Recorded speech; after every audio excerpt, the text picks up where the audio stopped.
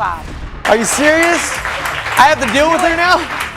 What is this? It's this on and off again relationship, but it's more off than on. It's off and then when- everything no, is it's a off. break. This is not college. You all are producing children. You are the father. No! See, come wrong. Do all love triangles have the same endings? Misery? No, I don't think so, because Miss Rayford dragged her beggar ex to court to claim childcare in her baby's name.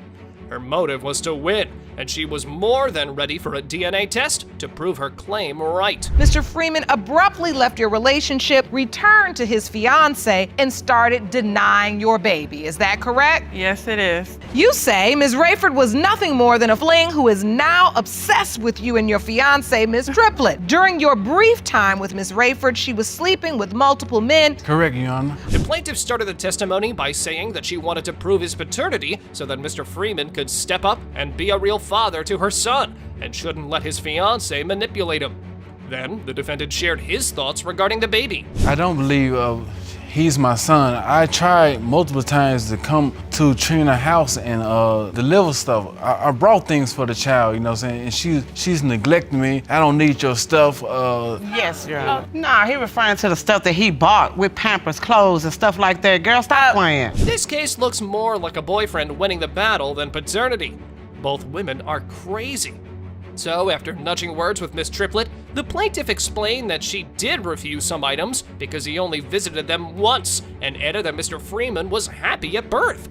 But here, they blew up once again. He was there at the hospital. He said, yeah, he looks just like me. He said, You don't know where he's China. Hold on. Hey, He said Miss that baby look Triplett, China. Miss Triplett, I'm gonna give you all a chance. Like to she was respond. there in a room with us. So, Ms. Rayford, Your mom is not here.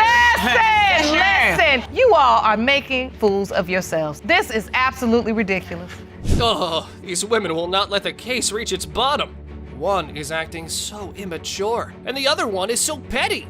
Then, after shushing them, the plaintiff continued that she met Mr. Freeman on a dating site and how her relationship went around. But this led to more drama. I came from California to Memphis. When I came to Memphis, I met two men, and I probably should have went with the first, but he was the second one. The first, and the relationship kind of overlapped. I am mature enough to know that, you know, when you have sex, you wear a condom. And so I did do that with the other guy in January. Told you the drama was coming?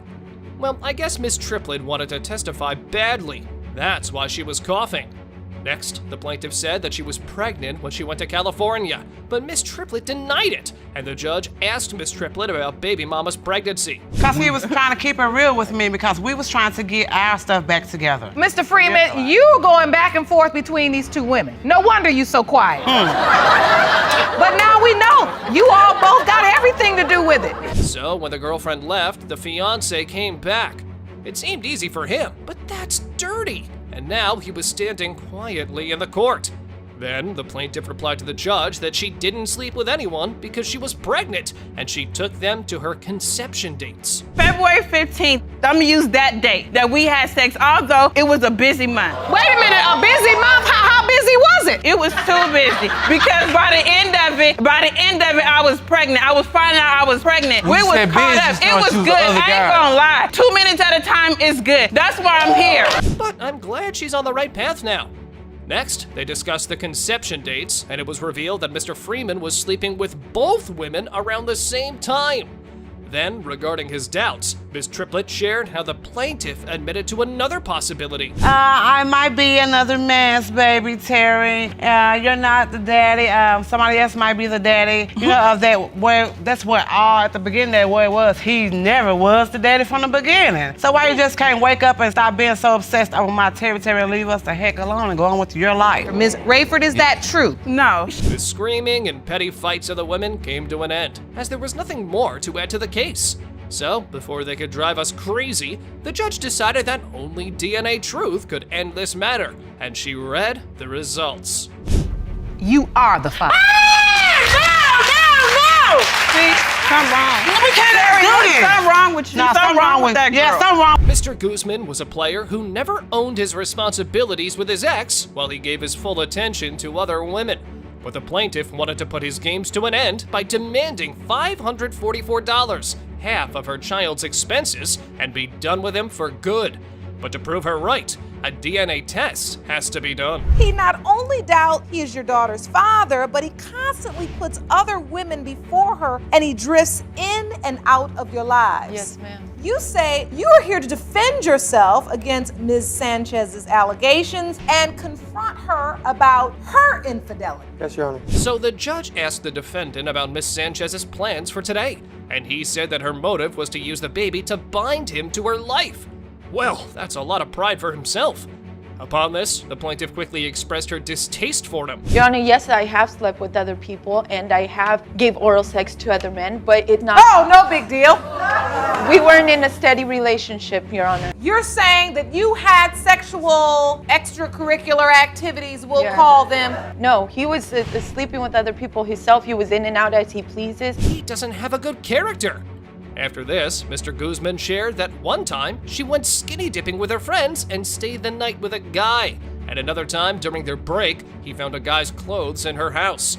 Then the plaintiff defended herself by bringing him down. You were found taking care of underwear business and and not boxers. walking out on me with When other I asked females. her about it, would Your be Honor, your she clothes. sat there Don't and she worry told what's me in it my isn't- house. it I isn't pay my mine. rent and my It isn't- bills. Were you faithful during this time? No. Yes, Your Honor, I was. If men can have kids, I he would believe- have I like believe 20 I was. of She us. doesn't wanna He sit there sleeps and say around left because- and right, and he lets everybody know about it because he tells all these girls he loves them and such. Plaintiff has no chill, and she's not giving him a break. Then the judge asked whether his doubts were to hide his infidelity or if there's some serious uncertainty about the baby, and he shared that the baby's looks kept him confused. Next, the defendant's witness gave his testimony against her. He What locked I the do door. is She none was of in your there for a good business. 30, 45 What minutes. I do is you know, none of there's your business. nobody else in the If your room. It's brother just was her. taking and care I- of Wait. I wouldn't Hold have to on. be- What is this? Is this the on and off again relationship, but it's more off than on? It's off and then when- no, everything it's is a off. break. This is not college. You all are producing children potentially, When- and you no, all keep but talking when about you you on want- break. I'm getting annoyed by their break games. But hats off to her, she's slaying him hard again and again. The plaintiff said that she only got back with him because she loved him back then. But she broke into tears when she exposed the real face of Mr. Guzman and his behavior with kids. Come and be Mr. Family Man, it's okay. And the next day, I'm not your daddy. He's turned to my daughter and told her, tell your mommy to find your real daddy, because I ain't your daddy. Mr. Guzman, is that true? I never told her in front of her face. She needs to find the real father for her. I'm not surprised he's a bad person and father. I mean, if you can't love your kids, then at least don't create a bad environment for them. That's easy for you, man.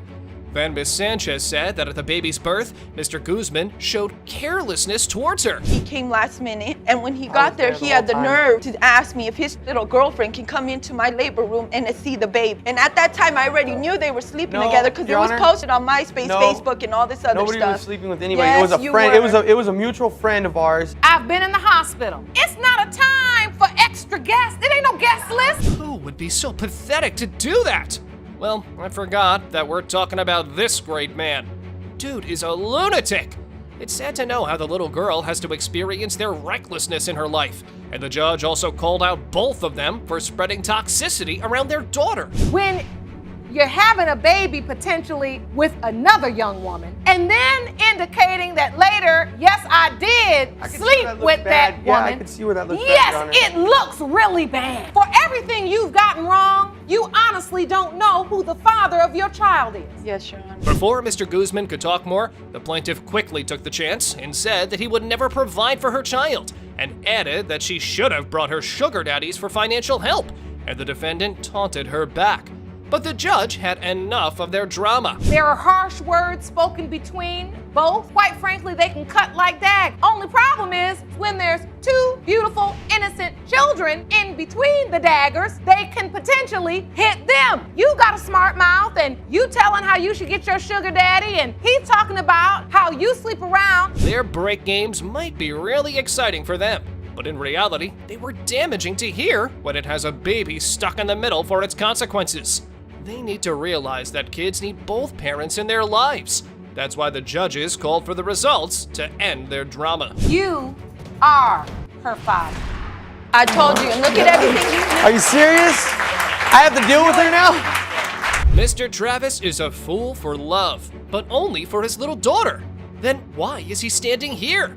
Living his life under a blindfold, his cousin, Miss Brown, has stood up for him to open his eyes against the lies of the defendant, who pinned someone else's baby on him.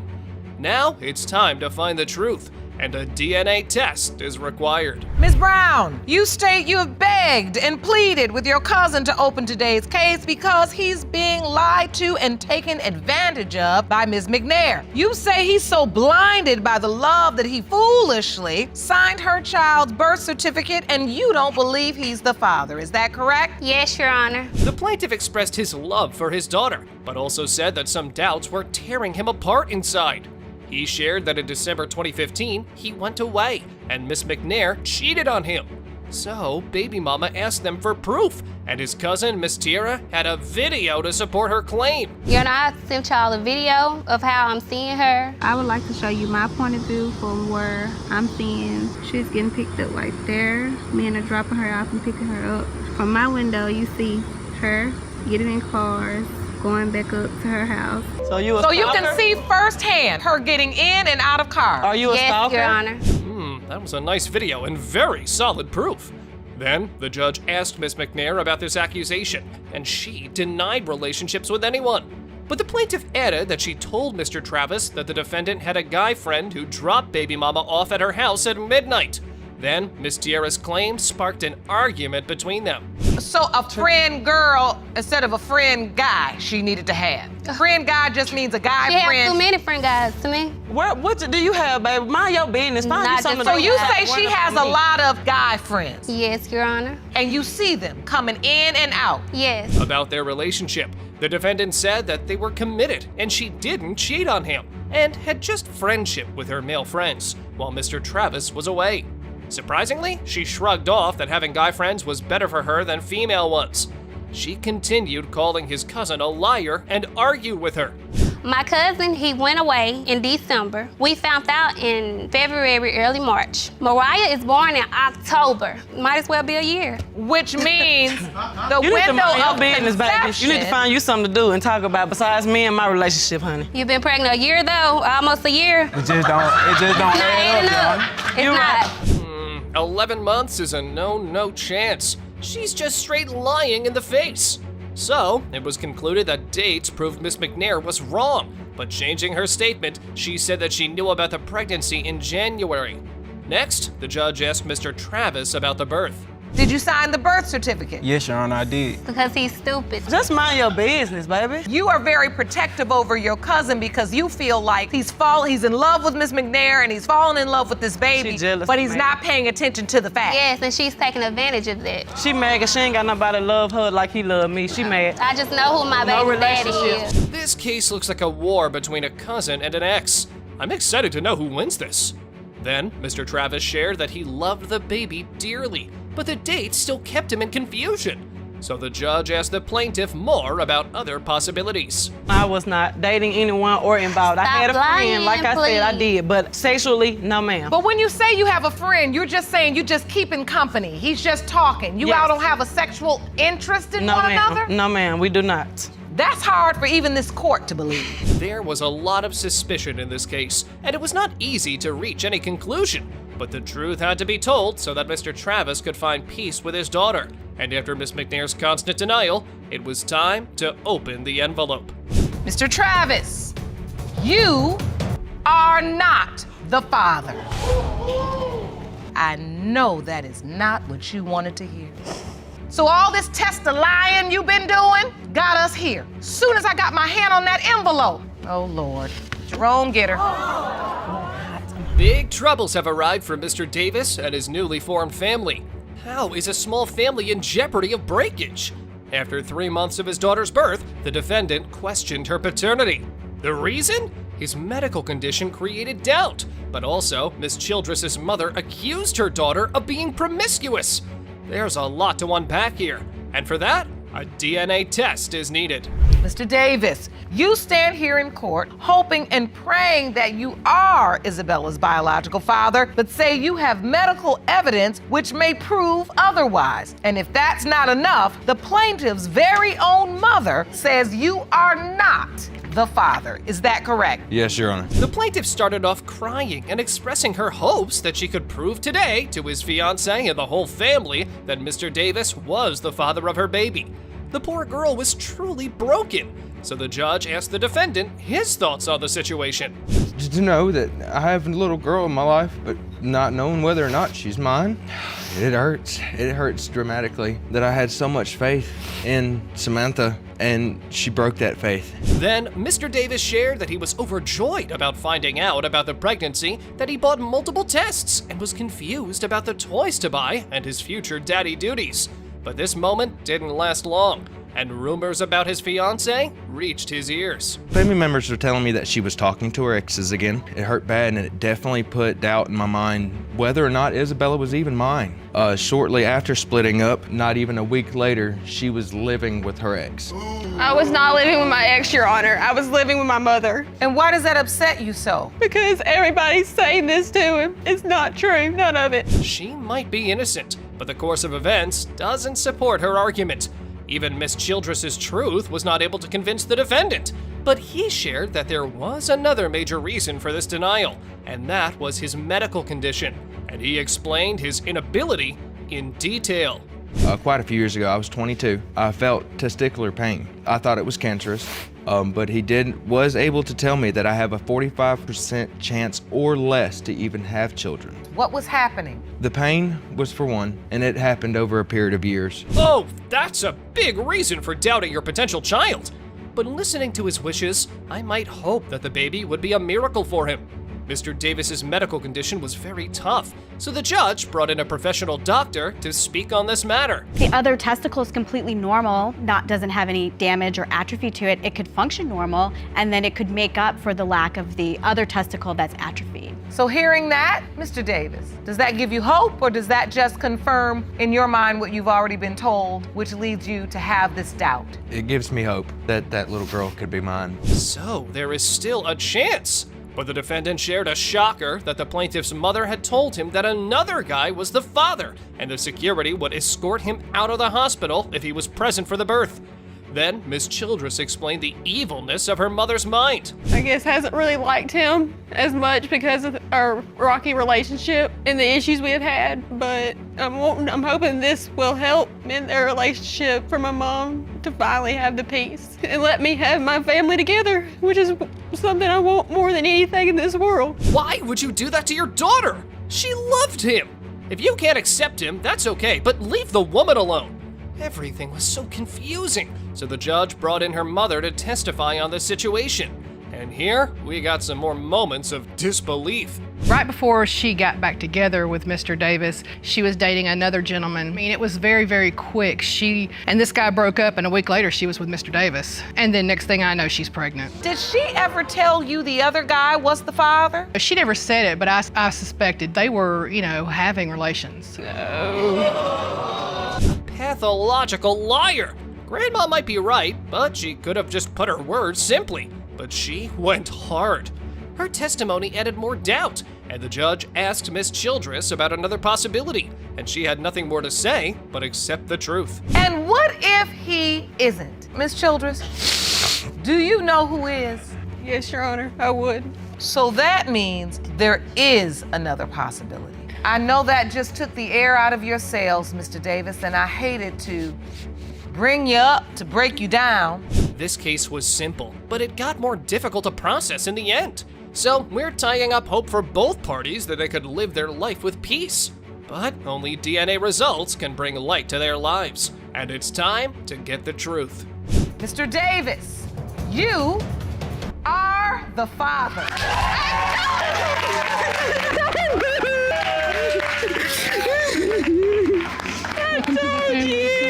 Man is suing his girlfriend for the money for a paternity test and for clothing that his girlfriend burned out of her rage, while Mr. Golden believed that he was the father of Miss Campbell's daughter and DNA results would prove it.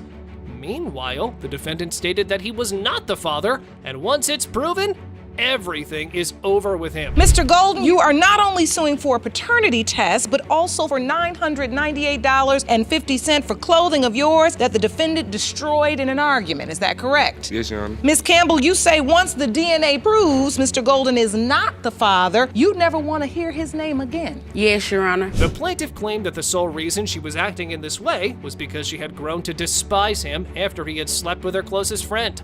He thought it was a game, but the baby's mother claimed that they were in a committed relationship. She hate me because I slept with her best friend. You slept with her best friend? Yes, ma'am. But I did it to get back. You did? Well, Yeah. why would you do that? I did it to get back out of the spice because she used to do crazy stuff to me as far as burning clothes. So wait a minute, was this a relationship? Were you all dating? Were you committed? It was supposed to be a relationship. I guess he didn't look at it as a relationship. The defendant, though, accepted responsibility and revealed the entire fabrication.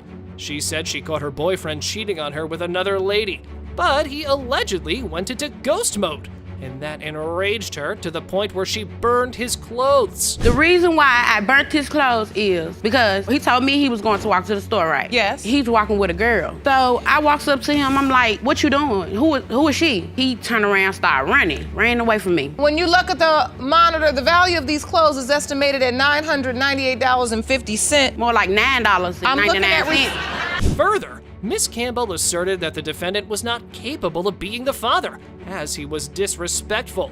She alleged to be intimate with him, but the dates didn't add up, and that wasn't the day she gave birth. Okay, I'm over my boyfriend's house. My mom had called me. She was like, can you come braid the back of my hair up? I went over there or whatever, braided her hair up. He comes up there, and he come there, he rubbed on my leg like, you miss me, I know you miss me. Like, trying to convince me or whatever. I'm not gonna tell a story, I was weak. So you slept with him that day? Yes, I did. Did you use protection? No, ma'am. However, Mr. Golden stated that she was the maniac woman who was just making up stories to get back at him, as no one had ever seen her boyfriend, suggesting that he may be a ghost. Did you know she had a boyfriend? I have never seen this man. Her mom have never seen this man. So wait, you don't think he exists? She making it up. Sound like she had a ghost boyfriend. Why would she do this? You feel like she doesn't want you in her life? Like I said, she was going crazy. So you think it's to get back at you? Yeah. Finally, Judge Lake asked the witness to step to the podium, and it was revealed that the defendant's mother was standing with the plaintiff,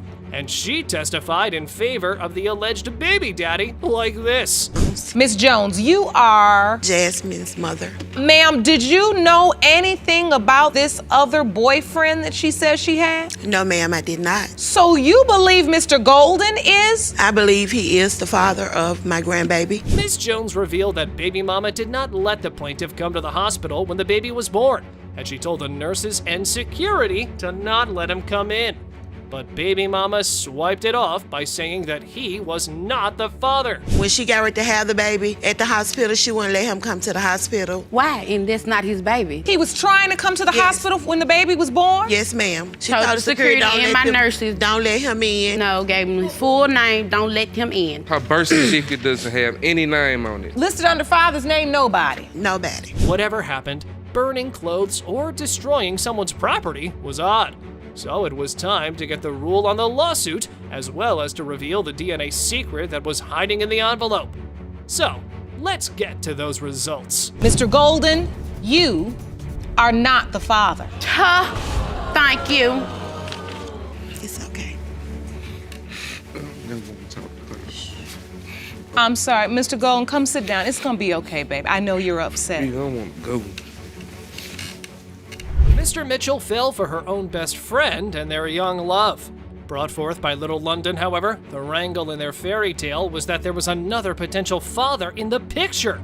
And if today's DNA doesn't prove that he's the father, the happy ending for this couple will be long gone.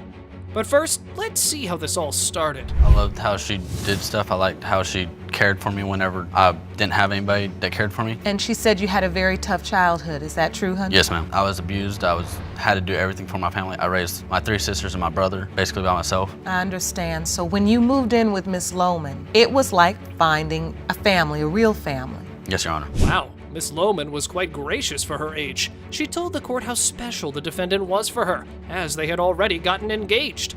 The couple had met each other in high school, And once Mr. Mitchell opened a difficult, terrible home life, and the plaintiff asked him to move in with her family. Your relationship started while he was living with you and your family? Yes, ma'am. We were sitting on the couch one day just talking, and he kissed me. And I told him, you know, I have a boyfriend, we can't do this. And he just kind of shrugged it off and said, okay. About a week after that, we were in the pool, and we were swimming under the water, and he kissed me under the water, and I came up, and I didn't stop it. You know, we ended up having sex. Though we felt bad for the baby mama for being stuck in such a mess, it was revealed that the ex had no idea about Mr. Mitchell being the potential father. And to this day, the guy was kept in the dark by the plaintiff. Oof, not fair, right? When you found out you were pregnant, your ex believed it was his. Yes, Your Honor, because at the time I also thought it was his. Why did you think it was his if you knew you were also having sex with Mr. Mitchell? At the time I was with him, so I wanted to make myself believe that it was my ex. So you admittedly just lied to yourself and blocked out the Mr. Mitchell possibility? Yes, Your Honor. Watching children all confused over their child was hard. That's why the judge skipped to the pregnancy part. Mommy's first choice was her ex, but she pushed him away to know if he was a possibility. She got her conception checked, and it fell between the lapses of their being intimate, which led to a reality check. I conceived somewhere between October 12th and October 22nd, and I got to looking back at the dates, and I had had sex with Mr. Mitchell more times than I had sex with my ex. You do understand that it is not a numbers game. You could have sex with someone 20 times and have sex with someone else 1 time, and that 1 time make a baby. Yes, Your Honor. After this, the Texas girl told about how she pointed out to her friends turned lover that he was the father and not his ex. But the defendant straight up denied the baby girl, who was his spitting image. But the irony was that, though Mr. Mitchell had a doubt, he was playing the daddy. I love her to death. She's amazing.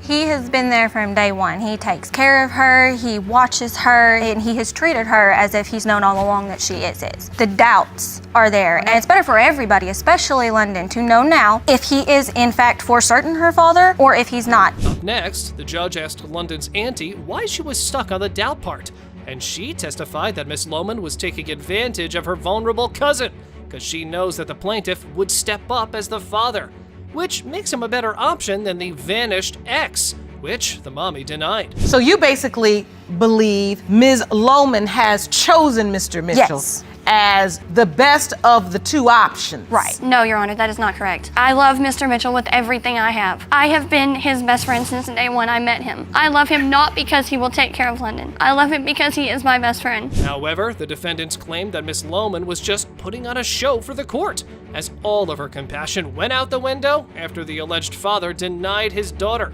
Now for her, it was all about just pinning the baby on him. The point is this: you say you love this man, and you say you truly believe he's London's biological father. My question is this: is your belief that he's London's biological father rooted in the fact that you love him so much? Or, as she just said, you feel like he's gonna do right by the baby? I don't know who the father is. With everything out of the bag and all the confusion on conception, we all know where this is headed, though we know that if the result came contrary to what they were hoping for, it was little London who would pay the price. You are not the father.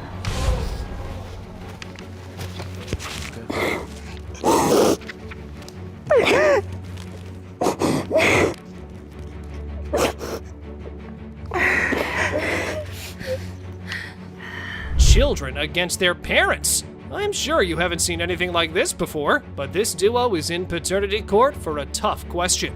Just recently, a heated argument revealed that Mr. Jacobs might not be their biological father. I started to hear a lot of noise in my mom's bedroom. He coming out the room, going to the kitchen saying, well, those ain't my kids anyway, so I was doing you a favor, and left out the door. Wow, not a good way to find out such things, is it?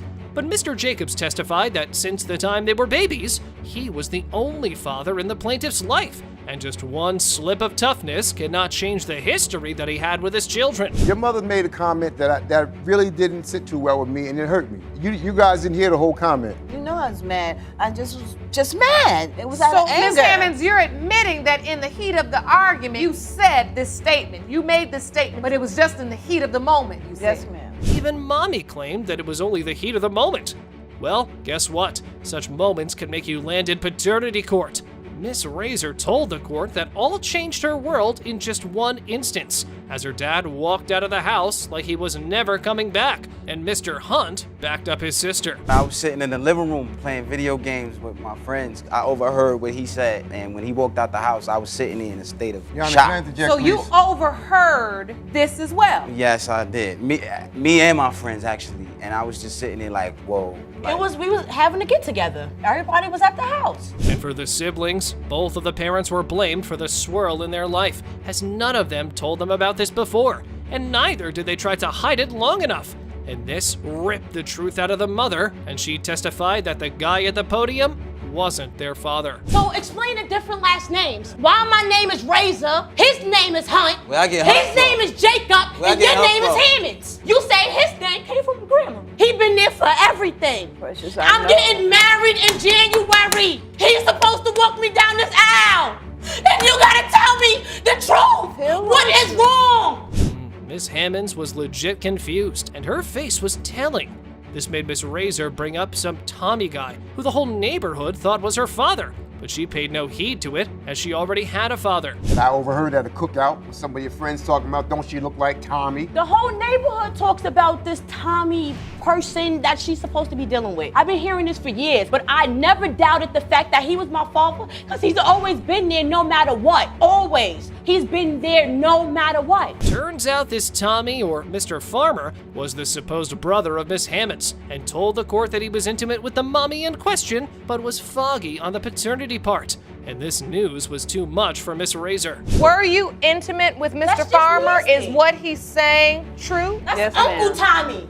That's just nasty. That's just nasty. Wow. That is not my father. That's not my father. Precious. No. There's a possibility I could be your father. This whole thing is tearing this family apart. However, this affair was only around the time Precious was conceived, and Hector's other potential father still had to be pointed out. Things were so tense in this trial that they were even taking a toll on the judge. I want you all to take a deep breath. We've got to get through this. Miss Hammonds, you do understand how your daughter feels at this point. She was introduced to this man. She thought it was a brother-in-law. You called him Uncle Tommy. She had no idea somewhere around the time she was conceived you were in a sexual relationship with him. You do understand that, right? ma'am. It was clear that this family required DNA truth to resolve the paternity question now that it had been discovered. However, it was encouraging to have their sibling's father standing next to them, no matter what the envelope may contain. You are not her father. No. Please, I'm begging you. Just talk to me. I'm not sure, Precious. I'm not sure. Just talk to me. I'm not sure. Obsession, neglect, or just an attempt to pawn a child. This paternity episode had us all confused right at the start, as it began with Miss Lockridge testifying that Mr. Tidwell has invested enough to name his child, but won't pay his father's duties. Mr. Tidwell does not have a relationship with my son. The only time he's actually seen my son, when I've made it a convenience for him and brought him to him, that means traveling 4 hours on bus, driving 2 hours on the car to drive to him. He hasn't helped with diapers. He barely helped with any clothes. It's frustrating. He named my son King, and how am I supposed to raise a king? And he's not there. While Mr. Tidwell believed that naming a child doesn't make any difference, as he had no relationship with the plaintiff, which made it 100% sure he wasn't the father, the defendant further claimed that baby mama was just obsessed with him and would do anything to have him. I think she's more wants me to be the dad than she really believes I'm the dad. She's obsessed with me, and she's done a lot of different things to make me feel like I'm not the father. She's left town. She's left me with the baby for weeks. She has other men around. But you named the child. She gave me the right to do that. She talked to me. I wasn't there at the birth. She only called me when she had the baby. That's why we start off with the confusion note. It was further revealed that they had been on and off again for the past 6 years, and there was another child who could also possibly be Mr. Tidwell's. But according to the defendant, there were too many men involved in the mix, and it was unlikely that he fathers any of the plaintiff's children. You said she's done some things that make you feel like you weren't the only person she was sleeping with at the time I wasn't. King was conceived. She has another guy that she was sleeping with. Were you aware of anyone else she was involved with sexually? Not personally, but we weren't. There was nobody else. The split between the ex-couple kept getting worse as both parties made accusations. Still, what has us in awe was the way the baby daddy got the pregnancy news. Well, Miss Lockridge left an ultra picture and a sorry note. Things like that ought to raise doubt. She came over to my house. We hung out. The next day, I see a piece of paper on my bed. I grab it, I looked at it. It was a note with an ultrasound in it. I'm not sure the exact words of the note, but it said that she didn't know how to tell me this, and she's sorry she had to tell me like that. Yeah. So on the ultrasound picture, did it tell you how many months the ultrasound was? No, ma'am. Miss Lockridge further told the court that the defendant was no help, but because she was sure that he was the father, the mommy made sure at every step that the defendant would know that he has to be there for his son. When I had my son, I was in labor for 36 hours completely by myself, to the point where the nurse that was with me, she had to call the doctor and ask the doctor if she could stay with me because I was by myself. Your Honor, I didn't know about the pregnancy or know about her having the baby until she was at the hospital. That's a lie. I texted him. I'm on my way to the hospital. I'm fixing to have this baby tonight. About now, it was clear that there was no other man in the picture, till Mr. Tidwell was not ready to put his guard down. That's why the judge called in the baby daddy's mother to know why his son was so reluctant about paternity. She is very obsessed with my son. I'm not obsessed. All she talks about is how much she wants to be with him and how she's got a prayer closet at home for him. One day he's gonna be her husband. Well, you know, this is just obsession, really. But he has admitted, Mom, to being intimate with Miss Lockridge. Yeah, the guy was feeding her obsession and taking advantage of her while doing it. But now, when there was a baby in the picture, he just wanted to get rid of her. Now that's unfair. Look at the earmarks, the ear tags. There's nobody else. Miss Harrington? Yes, Your Honor. Do you see a resemblance? No. Okay, is that why when you first met him, you told me that if your son denies my son that you slap him? I didn't tell you that. Or were you just drinking too much? I didn't tell you that, baby. You don't see a resemblance, obviously, Mr. Tidwell, nor you, Miss Harrington, and Miss Lockridge, you do. These people can just go on, and with no clear answer in sight. Nonetheless, the real victim of the situation was a little king who was deprived of his paternity attention, while his mother was busy running after the potential father while he was running away from her. Let's just get to the result. Mr. Tidwell, you are not his father. Are you kidding me? Messed up, man. I'm sorry, baby. Calm. Oh, just... Oh, Ron, get her. Gianna, calm down, baby. It's okay. We're all here. We're all here. Medical circumstances forced Miss McKinney to puzzle out the 32-year-old paternity riddle. She had dragged the defendant into the court to prove that he was her biological father. Meanwhile, Mr. Davis claimed that the woman had been raised by another man who knocked him out of this paternity run. Ms. McKinney, you are here to prove to the defendant, Mr. Davis, that he is your biological father. Is that correct? Yes, Your Honor. Mr. Davis, you claim you didn't know that she even existed until a few years ago and claim another man raised her and he is her biological father. Is that correct? Yes, Your Honor. Initially, the plaintiff claimed that her mother made her believe that the defendant was her biological father because his name was written on the birth certificate. But the man claimed that somebody had forged his name on it. So you did sign her birth certificate? No, Your Honor. She had to put it on. Her mom had to put it on there because I wasn't even around or even with her. She never even explained to me. I objected. Back then they were married. So by law back then, if you were married, then that's your child's Then father. that is you are the legal father to a child born in the marriage. It turned out that Mr. Davis was married to the woman's mother, but their marriage did not last for a very long time because his wife was a trollop.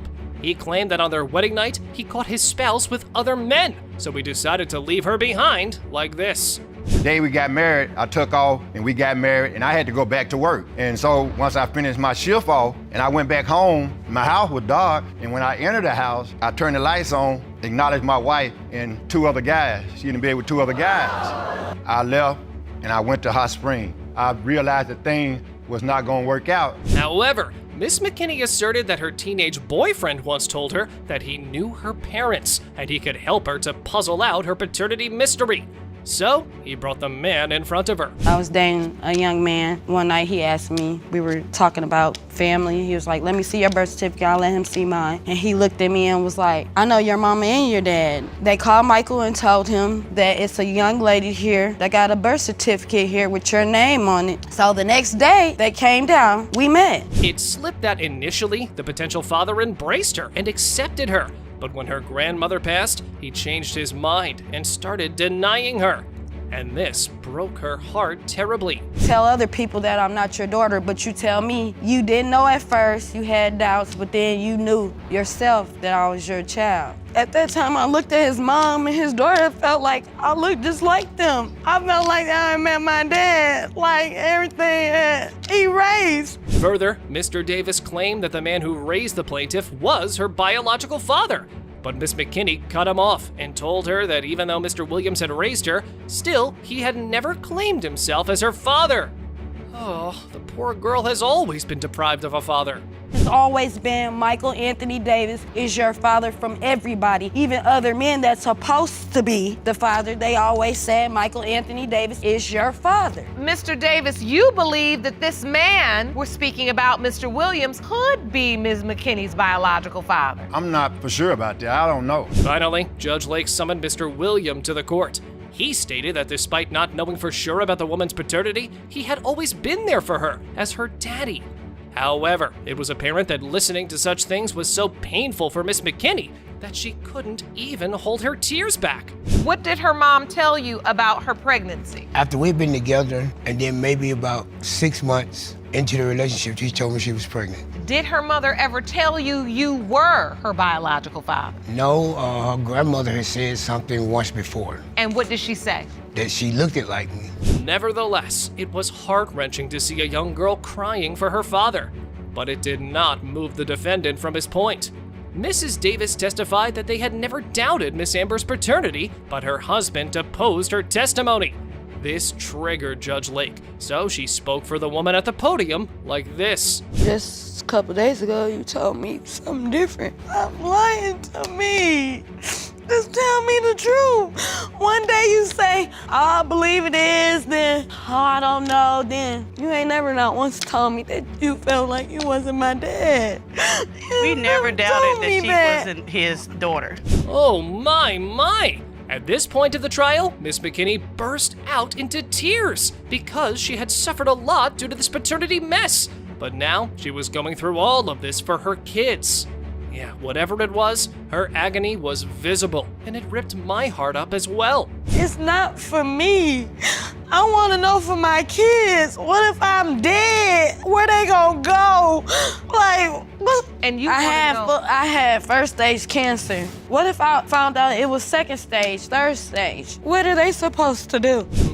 As it was apparent that Miss McKinney had paid the price of her mother's false action, fate had wronged her as well. Yet, she stepped up strongly for her kids to find her family. So the last call for the closure she needed was to declare those results. Mr. Davis, you are not.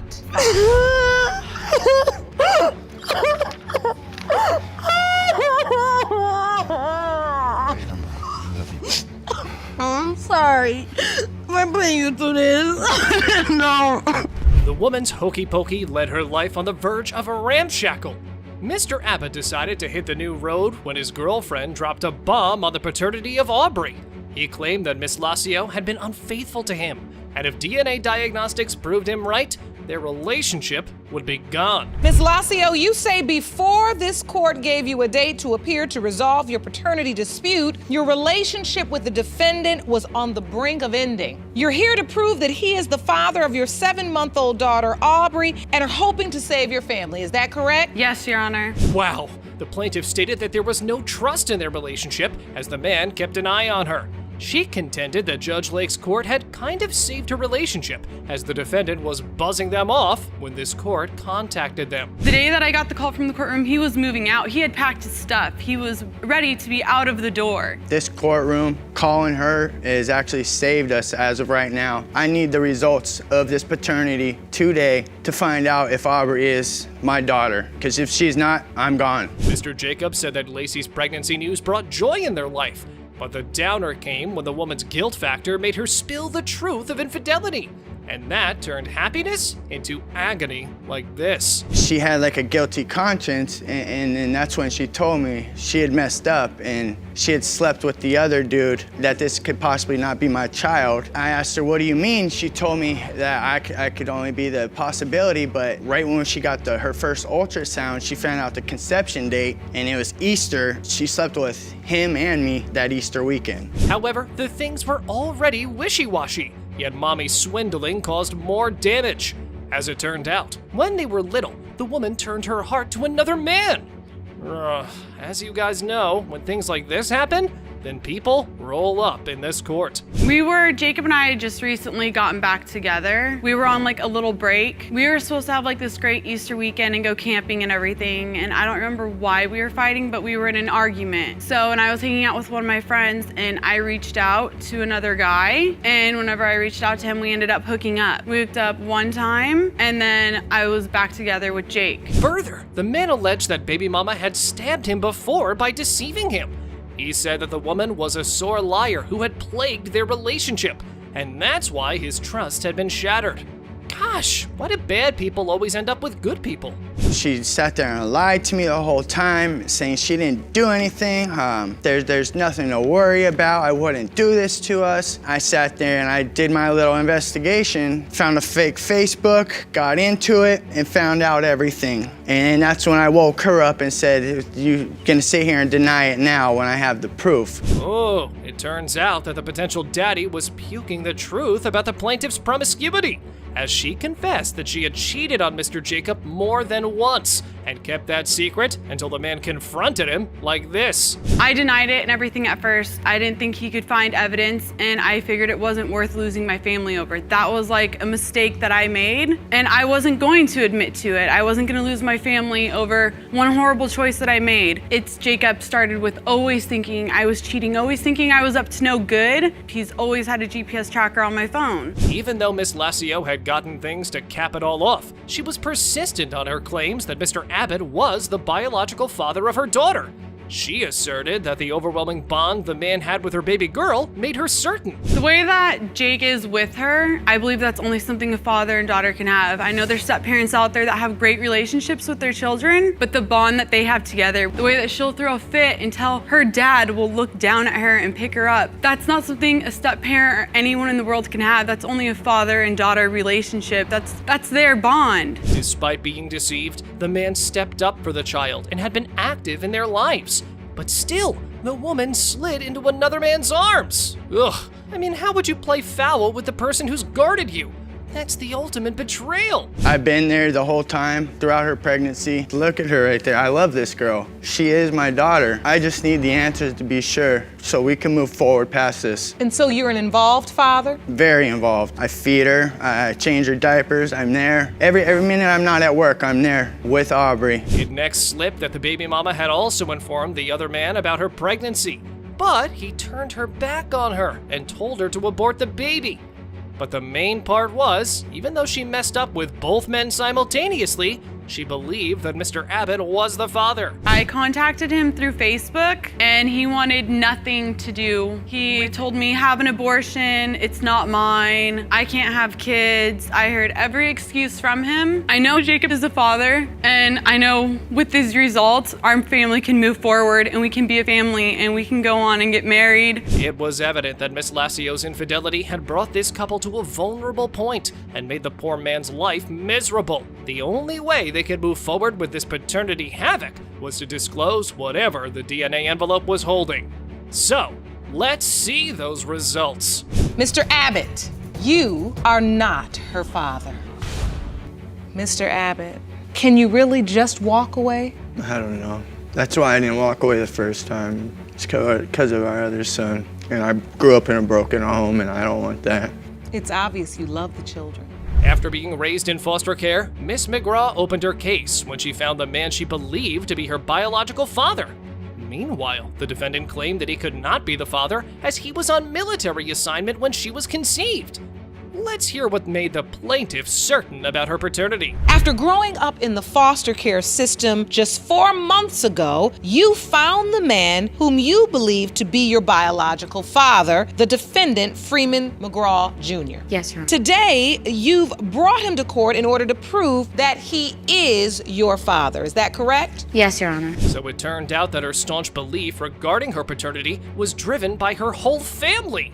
She contended that the defendant had even signed the birth certificate, and to support her claims, she brought evidence. That's my mom, that's my dad, and that's my brother here, and then the babies, that's me. So, you can imagine, there's no other way that I can think that someone else is my dad, if I'm presented with a picture like, hey, this is your father. I look on this original birth certificate, Freeman McGraw Jr. listed as father. However, Mr. McGraw claimed that he had never signed any birth certificate, and the plaintiff's mother had fabricated his name on the paper, which ticked the woman, so she thrashed the man like this. Did you sign the birth certificate? No, Your Honor, I didn't. She signed the birth certificate. Who signed the birth certificate? The mother. So you weren't there? Did you know your name was listed? Not for a long time, I didn't. Really? Not for a long time. I never saw any of the paperwork. I never saw any of the birth certificates or anything from the hospital. Oh no, so that's where the doubts were evoked. The defendant asserted that Miss McGraw's mommy was swinging around the paternity of her daughter, yet he stepped up to the plate for the kids that were not his. But yeah, if that was the case, why did they not go for a DNA test? A few times during the course of our relationship, mother would get angry, tell me I was not her father. That's what I'm saying. You didn't ask for a DNA test like most people ask. I'm not gonna ask for a DNA test because I was still taking care of you guys. Right, but if you believe that you weren't my dad, why didn't you just ask her for, a DNA test versus me having to go through what I went through? The defendant was not considering the plaintiff's point. Further, he stated that mommy was promiscuous, and his doubts were turned real when he came back from the military. The woman informed him about his wife's swindling nature, and he confronted her. During the time of conception, now when I left, she had a period. Then when I came back after them 30 days, she wants to take a pregnancy test. And she took it, and I'm like, man, this has got to be crazy, She always had the habit of meeting strange people, to bring them in the house, let them live with us and everything, because I'm gone all the time. Wow, if you think that was too much, then see what the man disclosed next. He claimed that Mama was cunning and had trapped him in this mess several times. He alleged that she tricked him and got him arrested. This made the plaintiff hurt. She asked me to come, oh, please come back, so I go. All of a sudden, she's knocking on the wall. I come to find out that was a signal for the girl that lived upstairs to call the police. And they arrested me, take all of my money out of my pocket on me. What was her motive for doing that? For money. Miss McGraw burst out and spoke her heart in the court. She alleged that she was told a different story, and her anguish was visible in her words. She had the worst time of her life. I mean, yeah, no one deserves to be left in foster care and then still hear bad words from her mother from the person who abandoned her. When you're in foster care, and you're 2, you're raised by somebody else's family, you have to grow up with people making fun of you. And it makes me angry that he's just making my mom out to be this bad person because the simple fact is he's saying, okay, I'm not the dad. If it was so bad in the beginning, why did you even stay? Why you didn't even think to say, okay, well, this could be my child. Why don't I see if this is my kid? Even though McGraw heard the young woman crying to her soul just to be accepted by him, she further stated she had spent her whole life wondering why her dad did not come and get her. But when her dad met her, he denied her at first glance. I was wondering where my dad was. You go through something and everybody's like their dad, their mom, their dad, and I wanted to know where mine was and why my dad didn't come for me. When it come for me, why I had to be there and get to deal with the kids picking on me. It's hurtful. And so my grandma said, that she would look for him for me. The plaintiff said that she just wanted to have a father figure in her life because she was already tired of putting up with the life thing alone. And this time, The man assured the lady that he would ride on her life if she allowed him to. I just wanted to be able to say, hi, Dad, or call my dad. Like, right now we're okay, when we talk on the phone, he's there, but it's just, I don't want to feel like I'm burdening someone else if he's not my dad. Since he's saying that he's not my dad, so I don't want you to feel like I'm burdening you or you have to deal with me. You know what I mean? So that's why I want to know for sure if you're my dad, and I'll be okay. It was apparent that Miss McGraw had so much agony in her heart, which had plagued her soul with a lot of pain because of her absent parents in her life. And the DNA results were the only way to give her the closure she'd been looking for. Let's see what that envelope holds this time, huh? Mr. McGraw, you are not her father. That's the story I've been trying to do. I mean, I've been there for her. I still will be there, And she let me.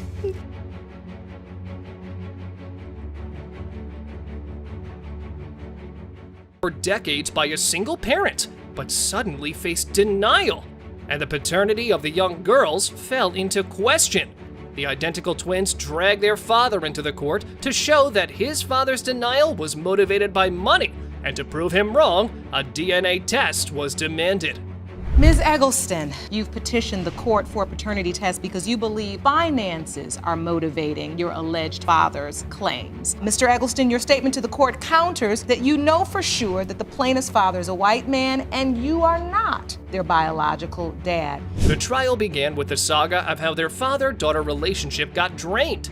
It came out that the subject of denying twins was never up until Mr. Eggleston bolted out that he was not the father of the party. And from that point, everything started falling apart. In your whole lives, there had never been any other mention. The subject never came up that this man potentially was not your biological father. Ma'am. None whatsoever. We grew up when babies as him being our father. He would come visit us. He would take us out. He's been there. He's on our birth certificate. Yeah. He's our dad. Meanwhile, the man stated the relationship recap. He claimed that he knew from the beginning that he did not father the babies, cause he got the pregnancy news of a woman soon after their hanky-panky. But the way he came to know turned his doubts into firm beliefs like this. I was coming home one day and she was in the backyard barbecuing, and I noticed his big, beautiful smile, big breasts, and the big cheeseburgers on the grill. Eventually we got together and she's on the phone calling some guy out, telling him to send money. I'm pregnant. She's looking at me going like this. Oh, so even though he knew the truth, he decided to step up for the child, and even slipped into signing their birth certificate because the spirit possessed him and told him to be there for the kids. Sir, do those angels trap you in this paternity mess? No, man.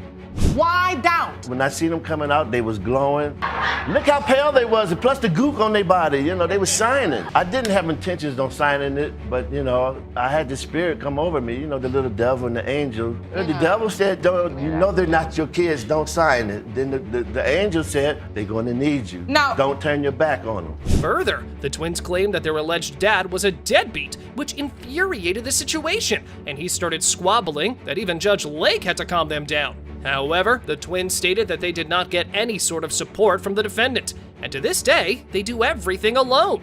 I was never able to buy 2 pair of Nikes, 2 cell phones, 2 this. You didn't buy anything. Okay.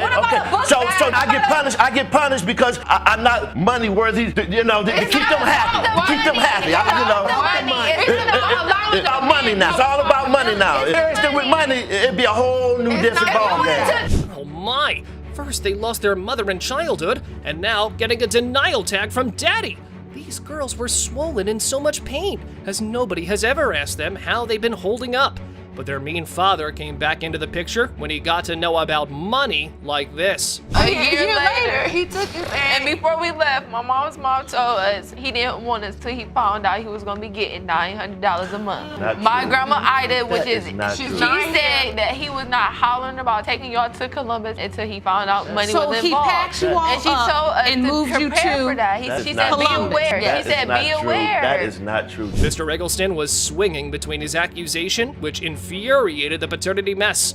The man's stubbornness was making things worse, so Judge Lake jumped into the situation and bashed him for a good reason like this. Do you lean on over this podium and say, I'm not your daddy, but I am your daddy? Because I'm fussed at and cussed at. I never speak to you again. You the sorriest dad in the world. I've been in their life for 18 years. All right. Exactly. Right. So, 18 years, so what 3 days. What else I got to prove? What else I got to prove? Finally, to clear up the mess, Judge Lawrence summoned a witness. Miss Johnson testified that the plaintiff's mother was busy with some white man at the time she conceived. However, it later turned out that it was her sugar daddy whom she was asking for money. He didn't care if she was pregnant. He would have sent her money just because that's what they do. That was his purpose of being there. And she didn't just call once. He sent money often. Exactly. Before she got pregnant, he was sending money. So what you're saying is their mom did have a relationship with a white man that she knew and she had a relationship with. Okay, even the Big Mama played her role in this conflict. She sent a video in favor of the twin sisters. She stated that Mr. Eggleston was running on the wrong track, as he had already spent 18 years as the daddy of twins. Right, you say he's not the father after 18 years? He should have said this from the very beginning when the first month when Sophia died. That's what he should have said when the twins were born. He should have said they weren't his, but he didn't. And I don't want Grant to tell me ever again that he's not the father. It was evident that both parties were at odds, and no one was ready to drop their accusations. But they both needed the results badly. So the last call for the closure they needed was to reveal whatever the DNA envelope was holding. Mr. Eggleston, you are their father.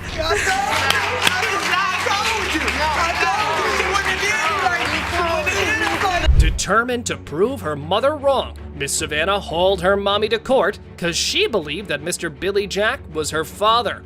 She claimed that at the age of 12, her mother was stunned by bringing another man into the paternity run. So she decided not to pay for her mother's wrongdoings. Let's watch how this family drama went. Well, I've always grew up thinking that Billy was my father and that I resembled him. And then all of a sudden, when I was about 12, I got told otherwise. We were just sitting watching TV and all of a sudden she looks at me, she says, you know, there's a possibility that another man could be your father. At the moment, I didn't know what to do. I kind of just left the room. So it all started with Miss Osborne's confession. She claimed that she had never told the plaintiff that Mr. Billy was her father. She just let Miss Brooks' family make her believe that she was part of her family because she wanted her daughter to have the best life. However, the truth came out. But she's living with his family. Yes, and at the time, his family took her in. I was young, and I knew that they would have a good life for her, and they stepped up and asked to take her, and I knew that they could provide a better life for her at that time because I was young and naive and stupid. And I'm here today just to put things at rest. The woman disclosed that she was sleeping with both men at the time she conceived Savannah, but the downer was her more sexually active contact with another guy. So does it mean Mommy did not even know who her daughter's father was?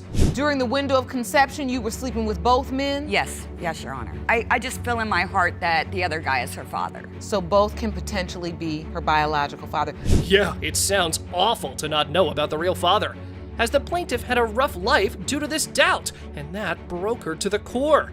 But the mommy alleged that she dropped the paternity bomb because it was necessary for her to know the truth like this.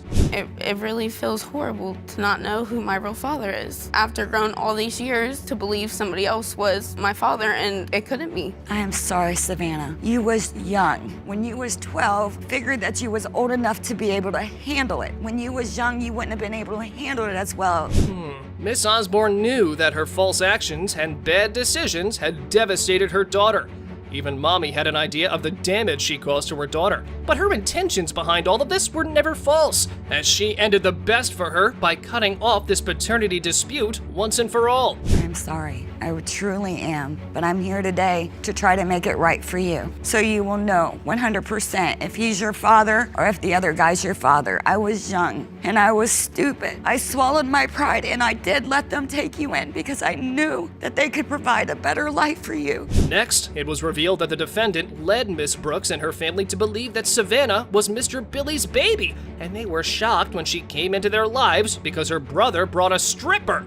But the defendant denied these claims like this. I had told both men that I was pregnant, and they took it upon themselves to believe if they was the father or not. That's not true. That's not true. It is true. She told me as well that Savannah was my brother's daughter. Those words never came out of my mouth. Yes, they did. Finally, Judge Lake called on the other sister to the podium. Miss Patton believed that they were sisters from two different fathers. Oh my! So both girls are riding on the same paternity ride, and no one was sure about anything. This was a fuzzy mess. I believe that the other guy is my father because, I've never met Billy Jack. I've never even seen him. I've just heard stories of his crimes and crazy lifestyle. I have a connection, a relationship with my father or the other guy. And You do? And his family, yeah. Wow! As there was already one case hanging in the wall, the co-plaintiff brought another case with her claims. Miss Brooks alleged that she believed that Miss Jasmine was related to her. Do you believe there's potential that Billy Jack could be her biological father as well? I was back and forth between the two at that stage of my life, but I don't believe that Billy's her father. I believe that the other guy is. The same reason I believe that he is Savannah's father, because they look a lot like the other guy. Despite the facts, it was evident that this was the case of children paying for their parents' wrongdoings, and they all needed the DNA result to continue their life with positivity. So, let's get those results. Brooks and Jasmine are not related. Ms. Brooks and Savannah are related.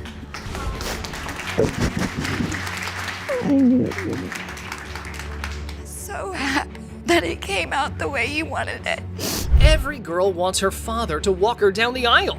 With paternity, Miss Aniqua brought Mr. Powell to court to prove that he was her biological daddy. Meanwhile, the man claimed that Miss Thomas was promiscuous. That's why he was certain about not fathering her daughter. Ms. Thomas, you and your mother have petitioned the court for a paternity test to prove the defendant is your biological father. Is that correct? Yes, Your Honor. Mr. Powell, you claim the plaintiff's mother was with another man around the time of conception, which has always caused you to have doubt. Is that correct? Yes, Your Honor. Yeah, having no daddy in life is just so frustrating and depressing. Initially, the plaintiff explained that her life has been affected very badly due to the absence of a father figure. Moreover, she put forth that the defendant was a deadbeat dad and had never bothered to make any sort of effort for her. Everybody else around me had their biological father. For me, not having a biological father was depressing. It's like a child without a mother. All your life, you believe Mr. Powell was your biological father, but he just didn't come around? Of course he wasn't around. I just felt like he didn't put enough effort. So the man stated that he was unaware of Miss Thomas's pregnancy. But one day, out of nowhere, his family member blurted out this matter. He claimed that one member told him he was the father, and the other brought her ex back into the picture.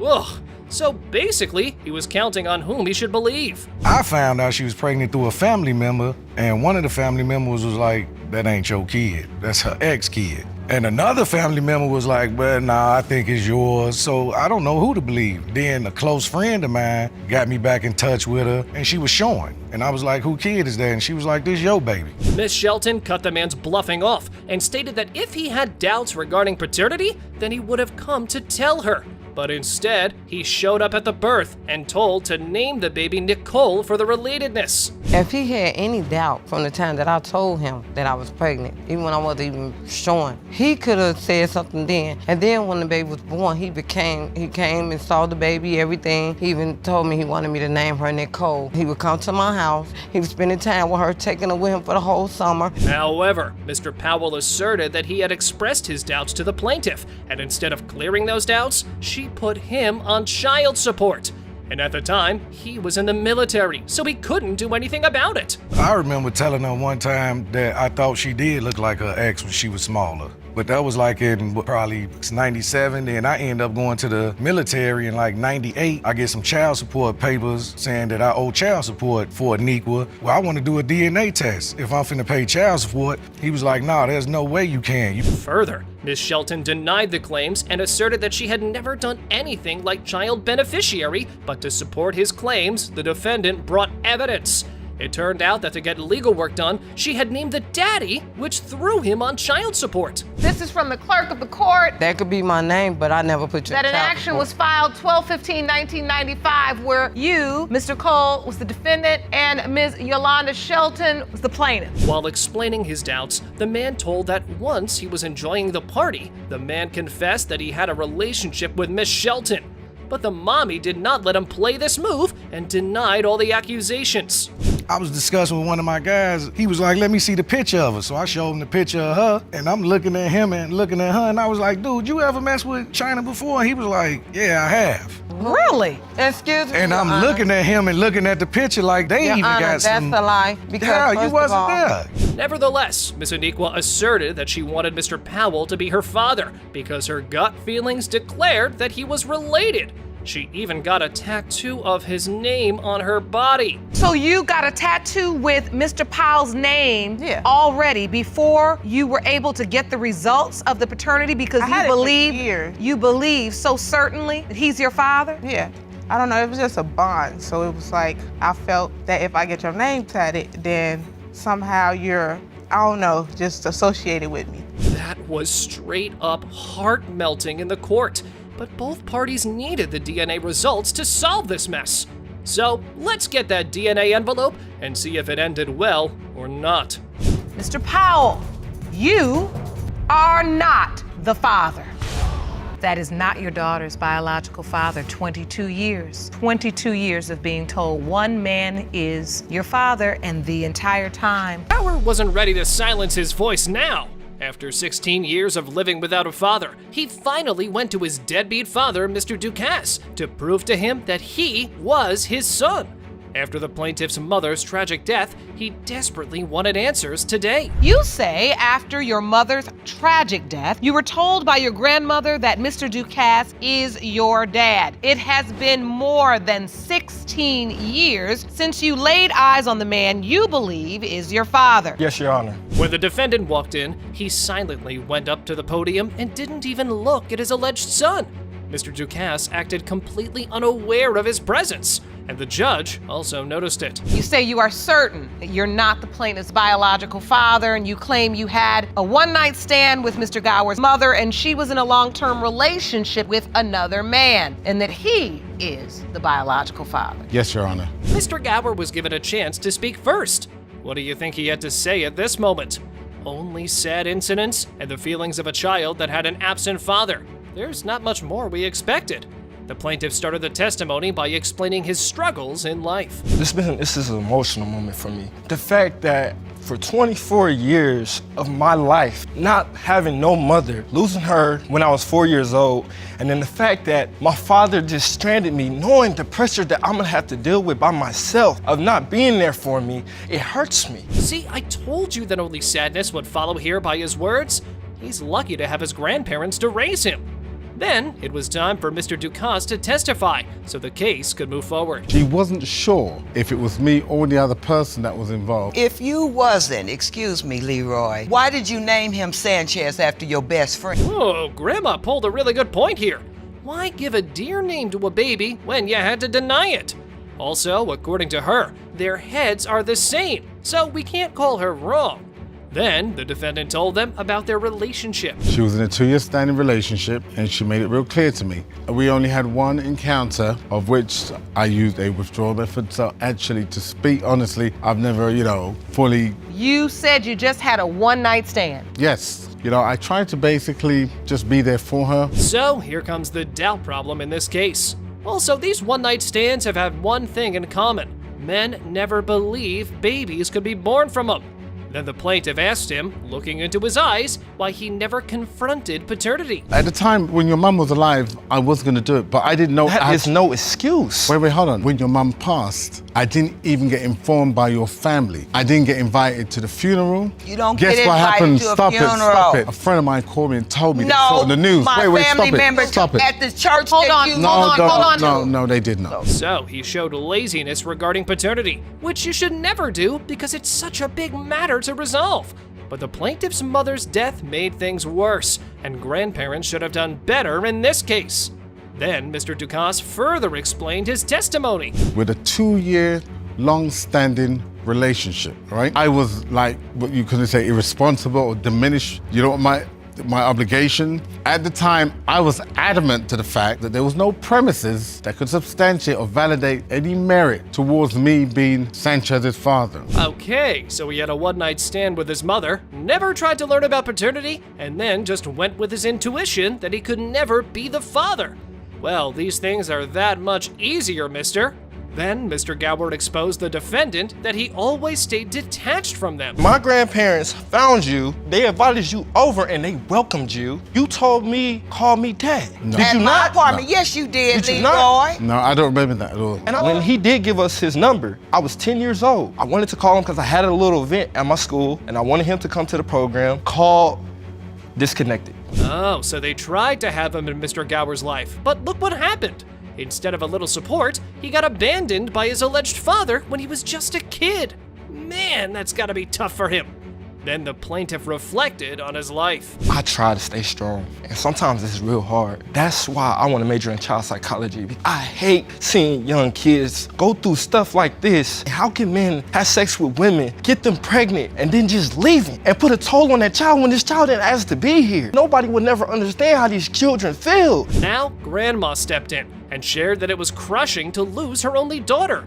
She also said to the defendant that after her daughter's death, they might have appeared bitter towards him, but they were never mean to him. And the plaintiff also shared his feelings with Mr. Gower. Could you handle being in my shoes? Your mother not in your life, and then your father leaving you. Could you imagine how hard it is for you to avoid the streets? Can you imagine how hard it is to grow up not knowing what's right and what's wrong? Can you imagine what it's like walking across the stage and your parents is not there? The hurt and resentment of 16 years was very hard to carry for Mr. Gower, and now it was time to face the truth and find his real father so he could form a new bond with Mr. Ducasse.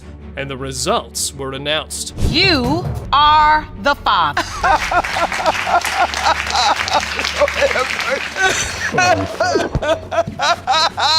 Lord have mercy, Jesus. Tensions are rising for this mother. Miss Moore hasn't seen her son in 2 months. What happened between them? Well, according to her, a lifelong secret of an affair has been revealed to her son, creating a wall between the mother and son. So today, they want to know the truth. 29 years ago, I had an affair between two guys. I didn't tell my son. Jerome, if you could please escort Mr. Weeks in, please. This is not gonna work good. The plaintiff said that at about 9 years old, he started hearing from a family that Mr. Maurice wasn't his father and was confused with a suspicious mind. He always asked his mother, but she never told him the truth, and he trusted her words. But the defendant claimed that her son never asked this question. If my son had asked me, I would have told him, but I would have also told him not to say anything because I didn't want my mother to know. So you were reluctant just because you didn't want your mother to reject him? My mother has rejected my daughter. I didn't want another child rejected. A child out of wedlock was not going to be accepted by her. Ooh, there's a lot to unpack here. Before we can blame her, she has her problems. So Mr. Weeks said that he was in a store when a family member met him and asked about his father. And there's where he got suspicious. Brought my phone out, called him right on the spot. As soon as he got on the phone, he said, oh, my bad, I got the wrong number. He gave me back the phone. So I stood back. Basically, he was implying Maurice wasn't your father. Right. I came through the door, talked, then I just came after. The plain blank, you can't lie to me no more. I can't hear that Maurice Weeks is your father. That was a very awkward moment. It must be eating him inside to know about his doubt after so many years of his life. Then, the defendant said she asked her son, but he didn't tell her anything until 2 months ago. He came into town. I didn't even know my son was coming into town. He came out with it. I told him. I didn't know. I don't know. Had he asked me at 9, if he had asked me at 3, if he had said anything at 18 when he graduated, yes, I still would have told him. I went to Maurice. I asked Maurice, don't you think it's about time we let Earl know? Oh, the situation is becoming bad and worse every time they testify. She has a solid point. What could she do when there was a chance her family could break apart? Then the defendant said she slept with 2 guys within 2 days, and doubt became stronger when she noticed that her son didn't resemble Mr. Maurice and expressed despair. I am not the only one that didn't tell my son, and if I known that at the time that Earl would have been that much raised a few months ago, Lord in heaven knows I would have told my son regardless. Only thing I didn't want to happen was my mother to find out. Miss Moore had her problems going on, and what she did was best for her son. But still, she should have been honest with her son. Then the judge called Mr. Weeks' fiancée, Miss Walker, to testify on the matter. It has been frustrating for not only Earl and I, but it has also been frustrating for my 2 children. We have a son and daughter together. Ever since he's been going through this thing with his mother months ago when he found out, he's been distant with her, he's been distant with me, he's been distant with our children. Look how his secret just affected all 3 of their lives. At this point, it's hard to take any sides, but no one is right and wrong at the same time. And the judge also took Miss Moore's side this time. I didn't grow up in this era, but I remember the generation before me. If a young person got pregnant, they'd go off down south or somewhere for a year. I don't know if any of you remember that. Then they just disappear. They come back, they're not pregnant no more, and the next thing you know, where's the baby? Who knows? It'd be with another family member who would have gotten adopted. Everything was secret. This case was just a roller coaster of emotions and helplessness. A mother's love and protection for her son turned against her, and she could get away with it.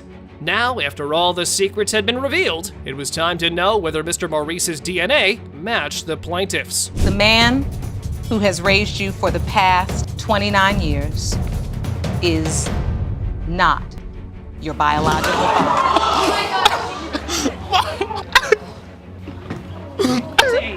Help her. Mr. Taylor is facing the court, and 2 different kids, Mr. Moore and Miss Everett, from separate mothers, have come here to claim their rights against the defendant. Let's see how this twisted case gets to the end. Mr. Moore, you claim you've known Mr. Taylor for most of your life. Yes, Your Honor. Ms. Everett, you say you weren't even introduced to Mr. Taylor until you were 5 years old. Then you claim you didn't see him again until you were sent to live with him. Yes, Your Honor. Mr. Taylor, you say you deny paternity of both plaintiffs, and you have good reason with each. That's correct. The case started with Mr. Moore, who said he was left in foster care and grew up without his parents at the age of 14.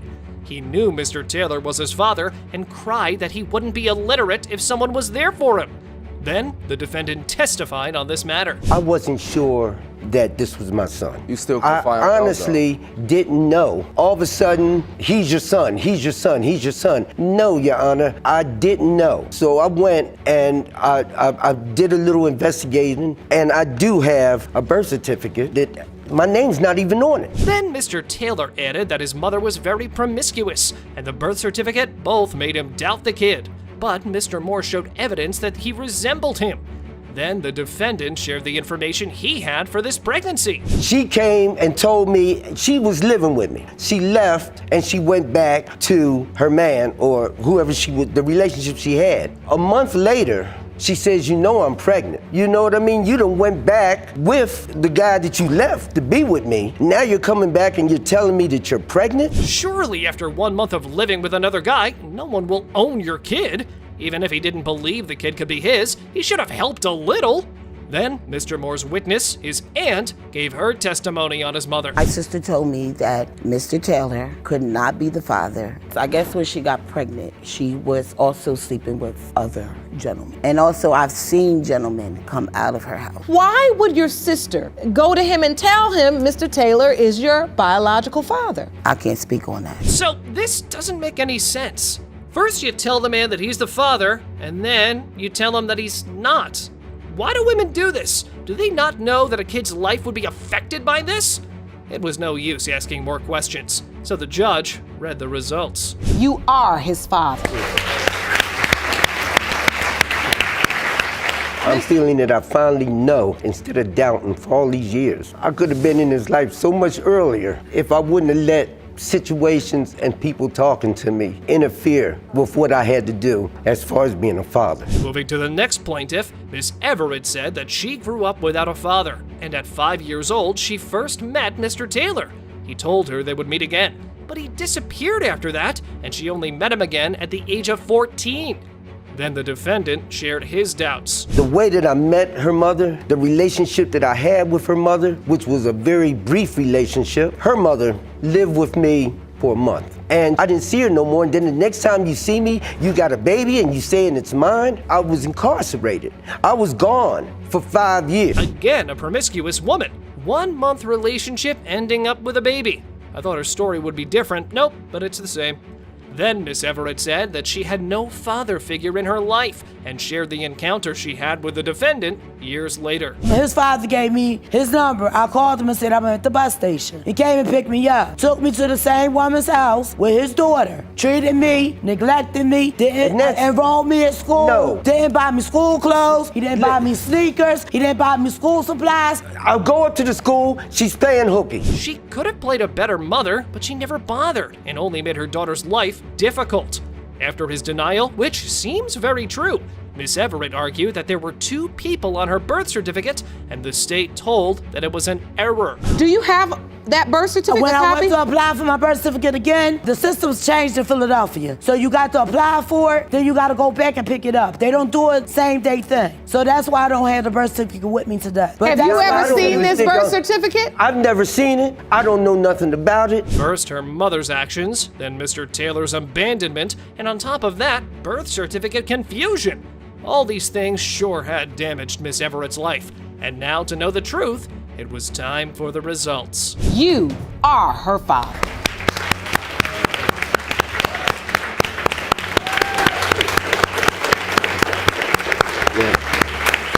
Leading a double life and then blaming the baby mama for fooling around with other men. Such claims have gotten so common in paternity court. However, Miss Sutton isn't a drab that can be easily pushed around like that. Him and his other baby mama were together when he was supposed to be with me. Like, he was staying with me, living with me. I used to see him every day. He used to come home every night. And then all of a sudden, when I get pregnant, it's an issue. When I post my picture of my ultrasound when I got pregnant with my daughter on Facebook, I tagged him in it, and that's when she messaged me and she told me who she was. Ooh, Daddy's a compulsive liar who just can't stick with one woman. And on top of that, the guy had the nerve to switch the infidelity tables towards the plaintiff. That's just twisty. Let's watch how he tries to defend himself. First time we had a sexual encounter, we met at my auntie's house. We stayed, spent the night with each other, had our first sexual encounter. So after we had sex, I had went out of town to Cleveland, Ohio on a vacation. It was on the 4th of July. She called my cousin's phone and something like, is DJ around you? Oh, I'm pregnant by you. I'm like, you pregnant by who? She's like, by you. I'm like, you lying. You gotta be lying. I'm like, what about Jimmy, Joe, and John? Jimmy, Joe, and John? Yeah, what about them? Well, according to Mr. Smith, the non-exclusive girlfriend was sleeping with so many men that it was even hard to remember their names, which would tick anyone off. You've been denying my baby from day one. When she looked just like you, ain't nobody in my family got no big forehead like that. That baby look just like you. Even your partners on the street on Fabric say that she look just like you. I know they will, because every time they look around, you posting the picture. Every time they look around, you posting the picture. Look at him, look at him. The judge pointed out the same thing here, to which the defendant replied that baby mama was so down with pinning the child on him. And we all know that such doubts have straightforward solutions. Why didn't you opt for that? I was a man. If I know a baby wasn't mine, I'll be the first one up there to take a DNA test. Point blank, you so ghetto, you so ghetto and so this ain't got nothing to do with you. I didn't see with you. Hold on, let's get some order. Whoa, calm down, people. They were just at each other's throats. Though it was hard to understand what they were saying. One thing that sounded clear is that when the DNA results hit, it'll show a 99.999 and so on relatedness. Miss Sutton's not telling you that she done slept with my family members, husbands, and baby daddy. And I caught her with one of them. We have tried hard, very hard, to get along with this girl. She has slept with one of my family members, both of her baby daddies. And when I was staying with Miss Sutton, I came home and caught her in bed with one of them. The grandma was charged up over that fact. Her son's potential baby mama was messing with people in her family. For her, it was a total disgrace. On the other hand, the plaintiff had no remorse for such actions. But the lease is in my name, isn't it, right? The lease was in my name, but you was staying with me. Miss Collins. If I can have somebody on there Monday, Tuesday, Wednesday, Thursday, Friday, I pay that rent. I pay the rent. I pay the bill. You ran off on $500. All right. Hold on, let's get some order. murder. Further, Miss Sutton added that whatever her dealing had been before her having her daughter, none of them had to do with the baby girl's conception. But Miss Smith's mother was stuck on the plaintiff being the femme fatale who destroyed men. What he was minding. You bought him. You bought him. You bought him just like you trying to buy my son and everybody else. What do you mean? All you gotta do is buy him some cigarettes and some beer. My family member, her husband and baby daddy she was dealing with, she did the same thing. Listen, I'm getting it now. Ooh, even though y'all give me a headache. They're giving me a headache too. By now, the judge had realized that the animosity between the plaintiff and the defendant's family was ruining the paternity chance for Sutton's daughter, and the defendants agreed that they could take the baby, but the mama was a big no-no. Her lies, her manipulation. Well, don't talk to me and don't come around me then. Why are you nasty? How about that? I'm being nasty because I've been doing this for 3 years, Tanya. You raised 2 boys by yourself. So what? So you know how it is. So don't come at me with that. You all up in his business. You acting like you went under him. That nasty thing on me. The good part was that Miss Sutton wasn't bothered by it at all. What had ticked her off was that they were punishing a small child for it, and she was not ready to go easily with that. That's why she screamed at the top of her lungs like that. I'm doing the best I can to stop being so no. Because you're acting No, for one day, my girl, she didn't do nothing to you. I'm not. She didn't do nothing to you. Miss All Sutton. right, and don't try to act like you all hate on me when you been hitting my phone all week trying to be nice. You been trying to be cool, like. Speak with the judge. As loud as she seemed or as crazy as she sounded, Miss Sutton did wear her heart on her sleeves. And now it was about time the truth was brought forward, so she and her daughter could have their share of respect. Mr. Smith, you are the father. Oh, thank you. After 3 years. 3 years. Okay. It's okay. I'm gonna see my baby, bro. Okay.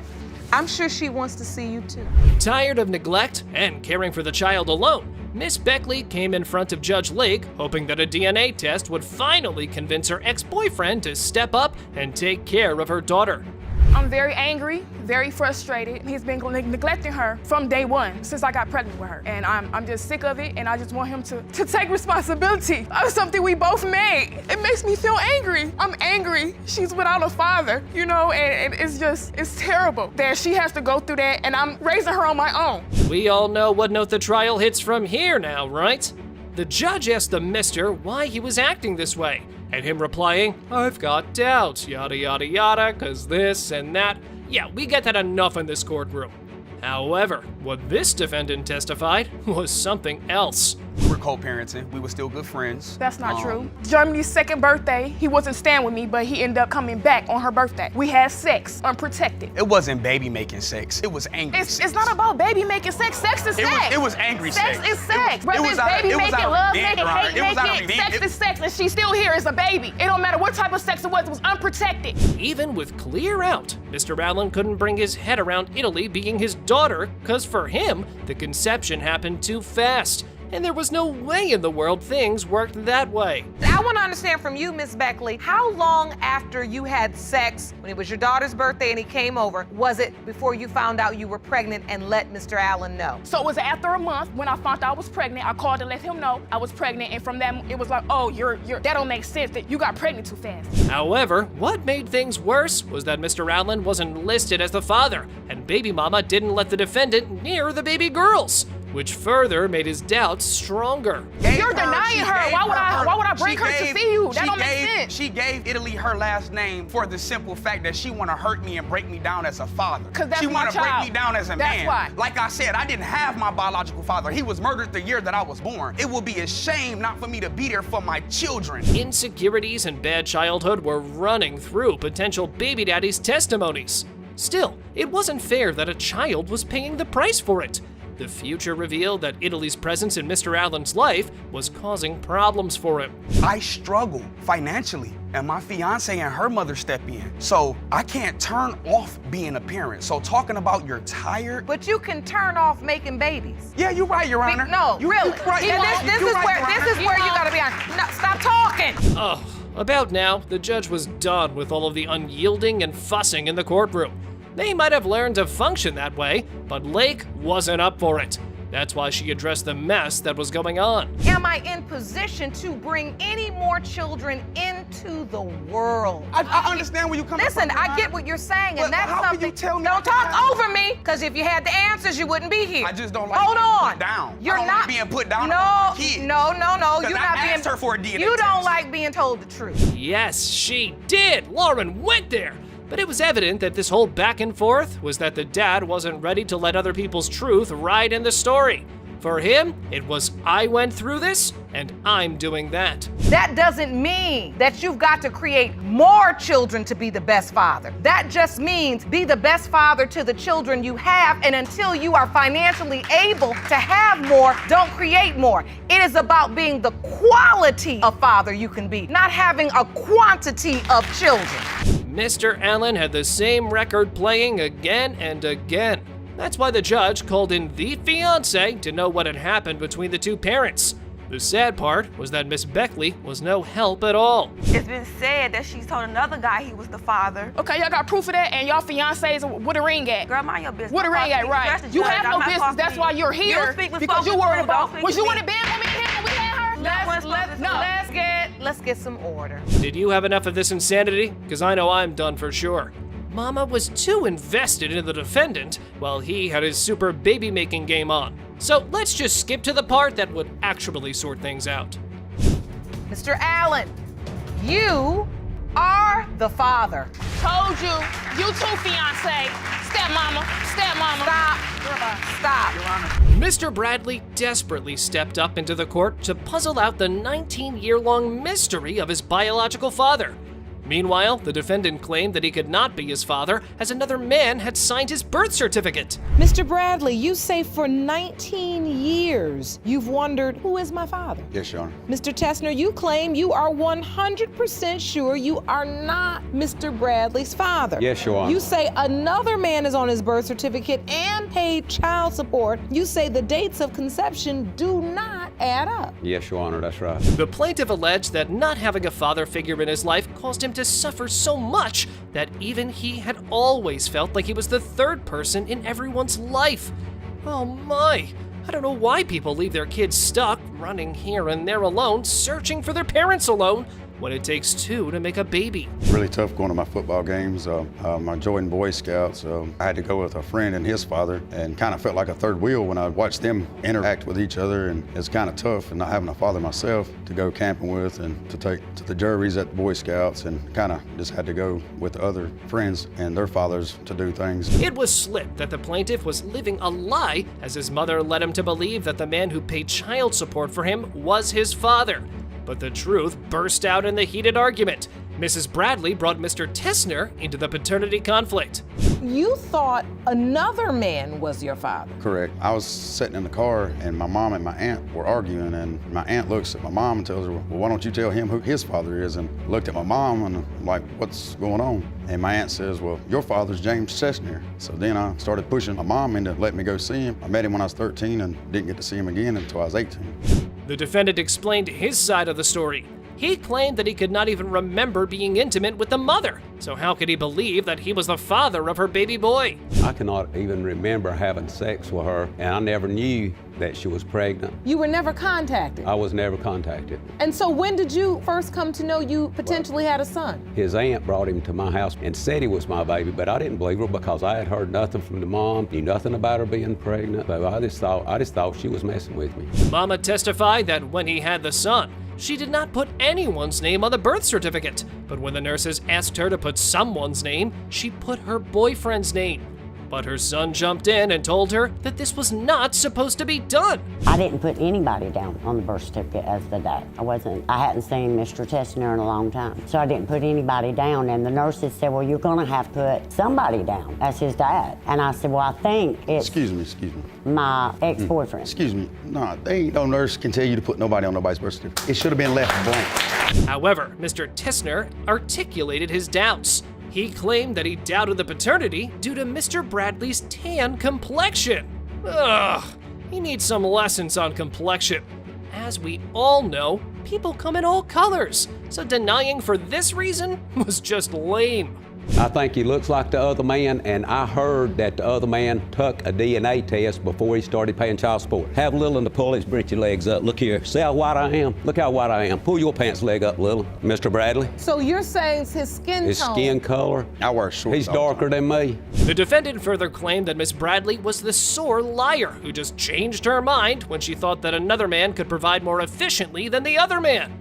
Gosh, who plays this kind of paternity game with their children? I think she just changes it to whoever's doing better. That's who she tells him his daddy is. That's what I believe. And this makes you angry because potentially you missed out on... If he is my son, I missed out on a lot, didn't I? And if he ain't, look at what he's been put through over it. Exactly. Thank you. All because of lies. Because every time she talks, she's lying. Nevertheless, the alleged father testified that he had been intimate with Mommy for one time only. And other than that, he admitted banging Mrs. Bradley's sister, not her.